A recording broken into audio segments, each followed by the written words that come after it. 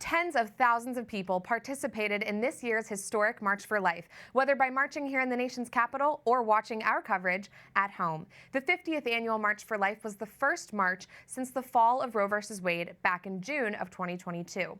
The theme of this year's event was Next Steps, Marching into a Post-Roe America. American actor Jonathan Roumie gave the keynote speech at the rally and encouraged marchers to stay close to the sacraments and be reminded that we are armed with God's victory at every moment. Joining me now is Jeannie Mancini, president of the March for Life. Jeannie, thank you so much for being here with me. What are your personal reflections on this year's march? This was the first year that the route was different. Talk to us about why. Oh yeah, it was just a beautiful day and crowds. I mean, there was a little bit of a question heading into this year about do we need to keep marching? We were asked this so many times, Prudence, and I knew the answer in my heart, but I felt by God's divine providence and the many, many others who were there at the march this year that was emphatically answered. And so as for the route change, of course, we've typically gone straight to the Supreme Court.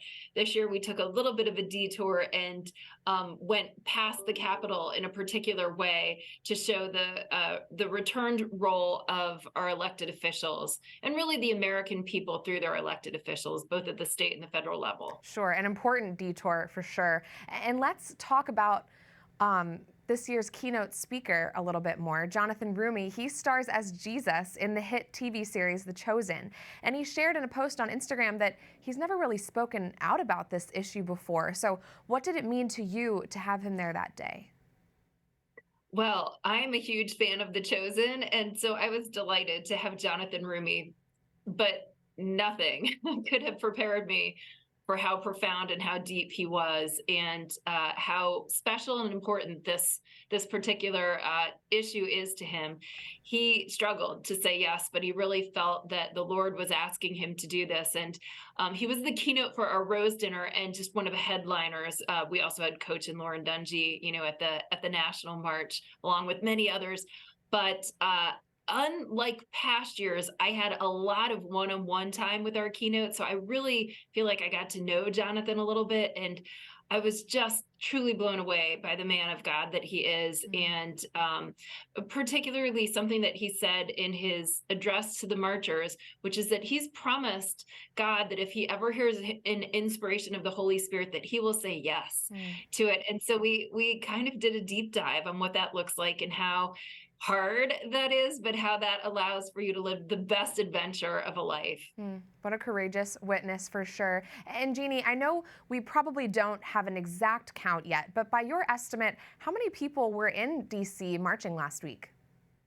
Well, it's true that we don't have an exact count. We often collect data points from WMATA, which is our metro system here in DC, and then the bus permitting office and other places too. But I will say this, that judging from the rally crowd, it was bigger, I would say, than the last 5 years or so. Of course, we've had a few things going against us with the pandemic, et cetera, in the last few years, but it was huge. Maybe the largest rally size that I've ever seen in my time. This was my 11th march being the president of the March for Life. Wow. It was enormous, way bigger than I was expecting. Yeah, so encouraging to see that the pro-life movement was out in full force. And Jeannie, before I let you go, I know that the Virginia March for Life is coming up next week, and we all hope that our Virginia viewers will attend. Can you give us a sneak peek of what to expect that day? Oh, yeah. So this will be our 5th march in Virginia, my home state, and it's coupled up with all sorts of great advocacy events hosted by the dioceses. So check it out at marchforlife.org and just look at the drop-down menu on the state marches. But we'll be at the Capitol again there in Richmond on February 1st. So would love to have you join us. Perfect. Those state marches are more important now than ever. Thank you so much for joining us, Jeannie Mancini of the March for Life. Thanks for having me.